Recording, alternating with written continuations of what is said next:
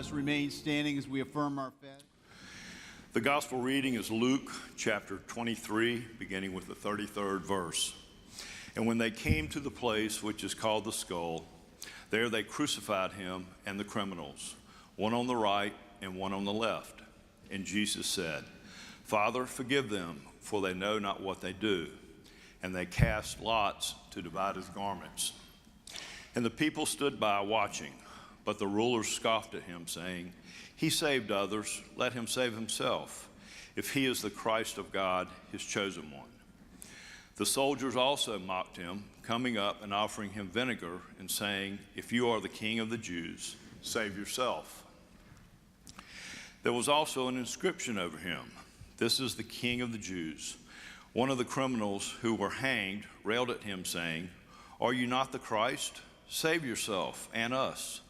But the other rebuked him, saying, Do you not fear God, since you are under the same sentence of condemnation?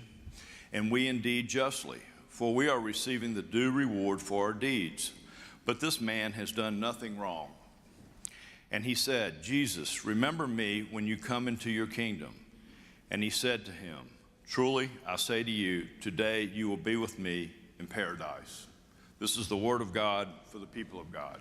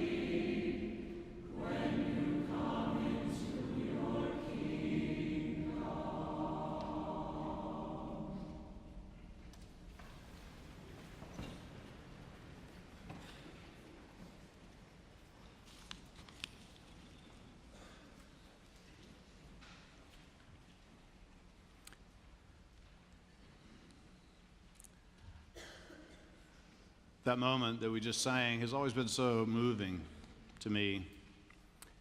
Here's a man who's right at the end of a undoubtedly sorry life, and he no doubt has much regret. And yet you know that in his life, like all of us, there was much love. There were great dreams.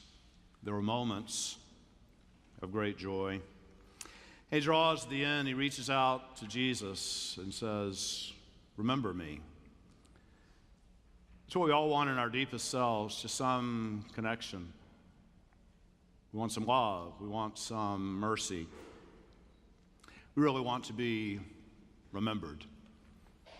And so does everybody else. In 1992, Rodney King was front and center of the news. He was the man out in California that was beaten nearly to death. It sparked all these riots. Dozens of people were killed. And Rodney King, after he'd recovered and the riots just wouldn't subside, he made a statement where he said, Can we all just get along?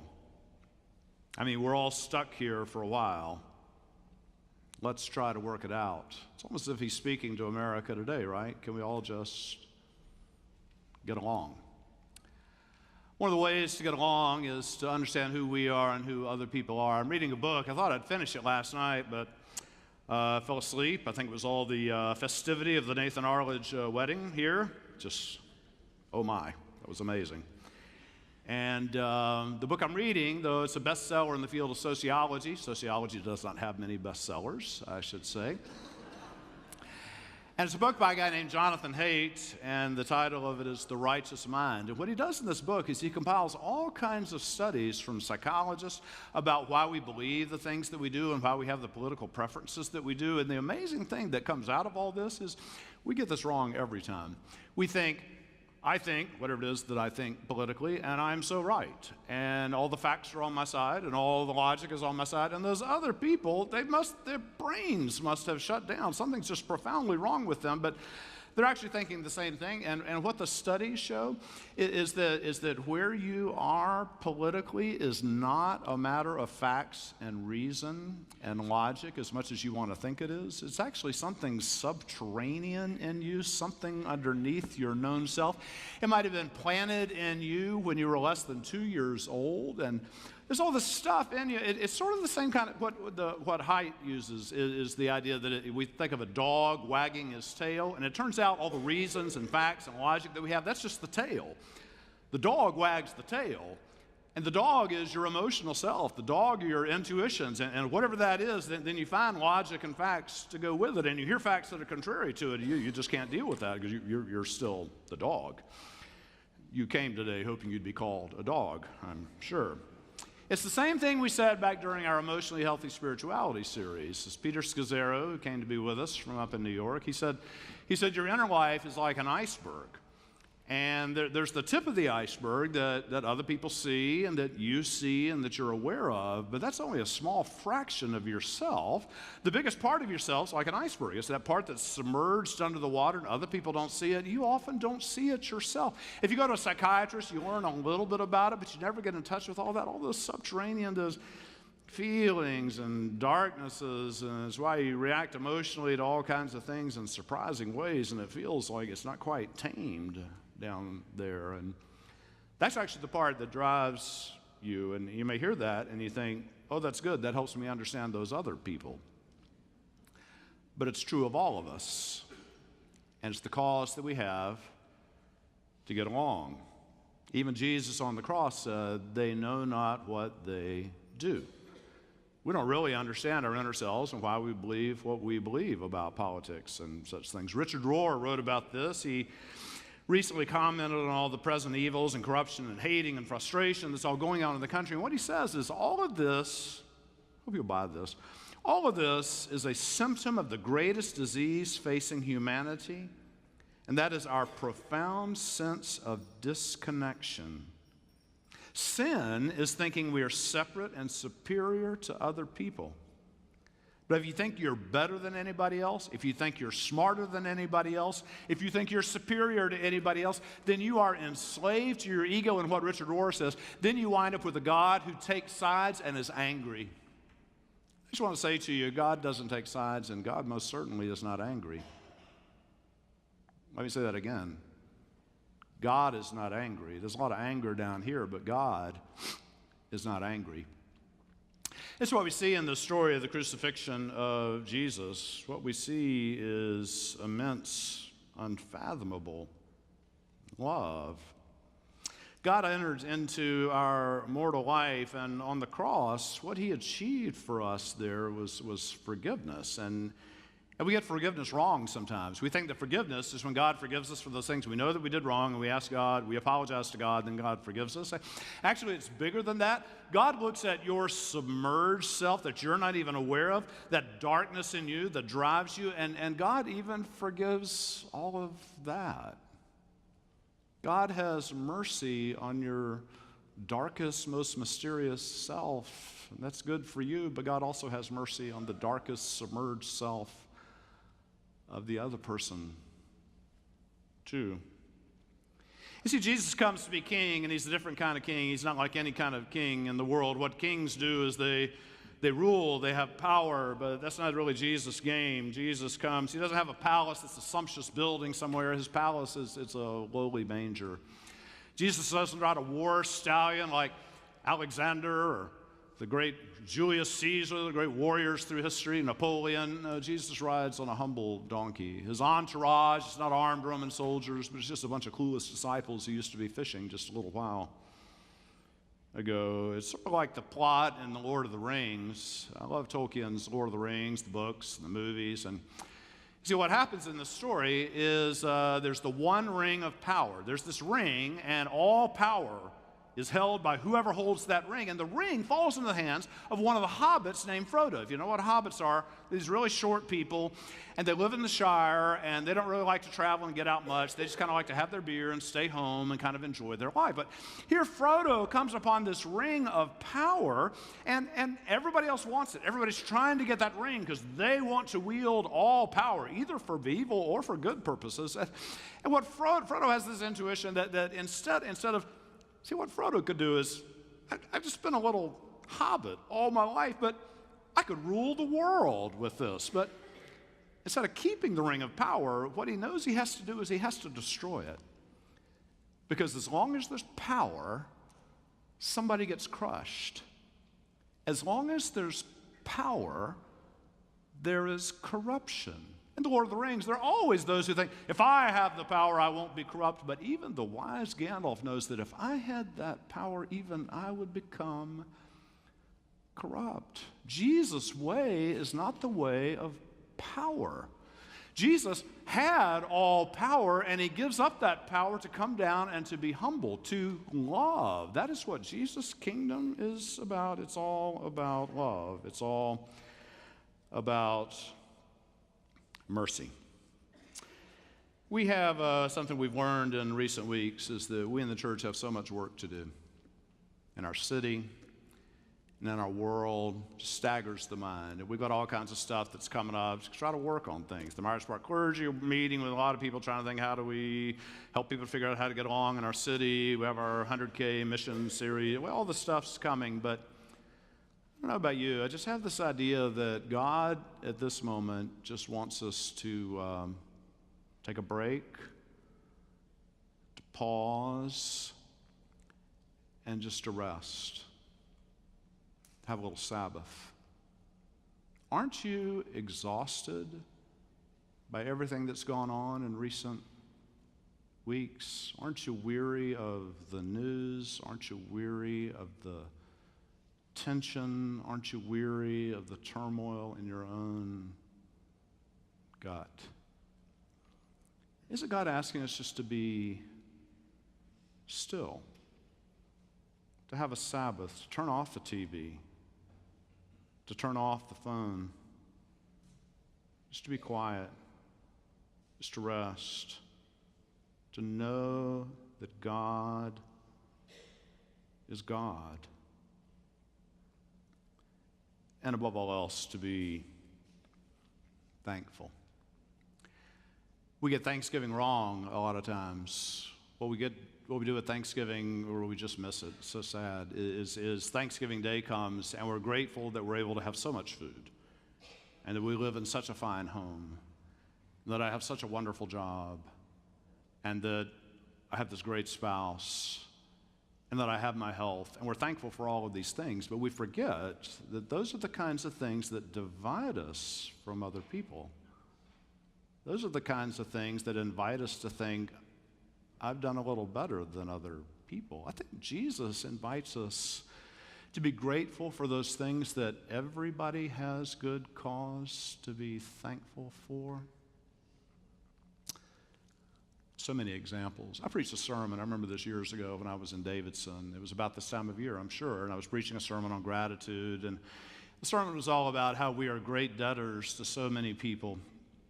There was a woman in the church who didn't like me. I know you're shocked there would be someone in the church who doesn't like me, and her tribe is larger than you'd imagine. And at the end of church, I'd preached the sermon on great debtors, and she came out, and this was amazing to me. She put her finger in my face, and she said, I don't owe anybody anything. And I just thought, I have never heard sadder words. We are all great debtors to so many. I want you to go with me on this for a few minutes, if you're willing. I want you to remember with me now the day that you were born. And you may say, I can't remember the day that I was born. But you can, actually. Because you've seen other babies, and you know who was there the day that you were born. And what you know, even if your relationship since then has become fractured with one or more of your parents, What you know is that on the day that you were born, there were two people who were so very delighted that you just existed. You cried and they held you and cared for you, and you didn't ask them for anything, you didn't thank them for anything, but they loved you anyway. We're going to be thankful for that, all of us. You think about when you were a child, you probably had some playmate, maybe you remember their name, maybe you don't, make you remember scenes of, playing. I loved it. Nathan's wedding last night, by the way, we had the wedding here and then went over to the reception. And the DJ started the music, and the adults weren't dancing very well, or not many of them, but there were a whole passel of kids. In Nathan's family, there are a lot of little children. My goodness gracious. And they all hit the dance floor, and they were just dancing like crazy fools. And we all got video cameras watching them. It was cool. And what you have to know is once upon a time, you were a crazy fool like that. Right? Like, I don't really dance because I'm kind of self-conscious, and I don't want anybody to think I'm a crazy fool, but at some point, you were 2 or you were 4 or whatever, and you were uninhibited, and there was some child who played with you, and that was so cool. It was so cool. You were connected. You were loved. Maybe you had a teacher or a coach who just took an interest in you. I had a coach back when I was in junior high school, and I don't know why, he just cared about me, and we've stayed in touch all these years. He'll call me, I'll call him, we'll catch up. I love this man. He loved me when I really needed somebody. He encouraged me when I really needed encouragement. Somebody went out on a date with you. Like, how much mercy was in that? And maybe you got your heart broken, but if your heart gets broken, at least you know you have one. At least you know that you can love, that hearts are tender. It's a beautiful thing. Maybe you have a lifelong friend. Isn't that amazing? Your friends aren't just the people you've known for a year and a half. There's probably somebody in your world. You knew them a long time ago, and you still know each other, and you always will. I remember 2 of my best friends when I was on sabbatical. We were driving around Scotland, and one of them brought up the whole issue of same-gender marriage. And we're talking about it, and one guy said, well, the first thing we have to do is we have to define marriage. And so the other guy said, well, marriage is when people love each other and they're committed for life. I said, that's us.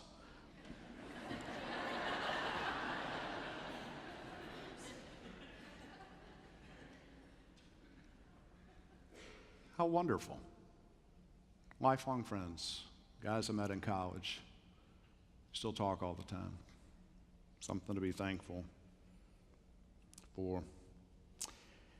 I'll remind you of the question I was asked at confirmation class from our 8th graders 2 weeks ago. What's the hardest thing God ever got you through? I don't know how you'd answer that, but God got you through it. You're still here.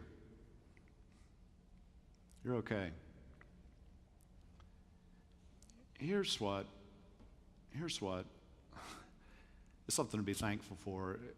The man says to Jesus, Jesus, remember me. Here's the best news that I can think of, is that we are always remembered in God's mind and God's heart. I think about my dad's wife who's had Alzheimer's for so long. She doesn't remember him, anybody. And we tend to look at that and think, oh, how horrible, and it is horrible. But in God's mind, she's not forgotten. All of her life is gathered up in God's good heart. Whatever happens to us, that'll hold for us. Here's what Jesus really wants us to be thankful for this year, and it's that Christmas is coming. I don't know how you feel about Christmas. I'm probably going to say the wrong thing. Lisa and I were a little bit surprised last night. We were driving home from Nathan's wedding, and we saw Christmas decorations lit up all over the place. And just me, it's like, it's November the 19th, but it's fine. We get Christmas wrong, though, right? Because we think, oh, it's about getting the decorations out and the party planning and the trip planning, and you've got to get just the right gifts and got to get them wrapped and got to get them shipped and planned. And then we just miss the real thing. And what the real thing is this. And we love all religions, We love Judaism, we love Islam, we love all kinds of religions. But I'm so grateful to be a Christian. And here's why. It's that what we believe, nobody else believes. That is that God in heaven who made us, who's nurtured us, God loves us. And God loves us so much that he thinks, like, I want them to love me back. I want them to know me. I want them to connect to me. And how can I do that? I'll come down and be one of them. And I could come down as a tall, agile one, but then all the short, non-agile people would feel kind of left out. They'd feel somebody was superior to them. So I'll come down just like all of them were. I'll come down as an infant, totally needy, totally vulnerable. I mean, what does a child ask of you? A child doesn't say, be right politically. A child just says, love me. And we love a child. You can't help it. Be thankful that God did that. And then he grew up and he loved all the wrong people and they killed him for it. But as he hung on the cross, he didn't lash out at anybody. On the cross, he just looked down at the very people that were killing him, all the enemies, and he said, Father, forgive them. They know not what they do. So much to be thankful for. I probably won't see you again before Thursday. So let me just say to you now, I hope you have a blessed and happy Thanksgiving. Thanks be to God.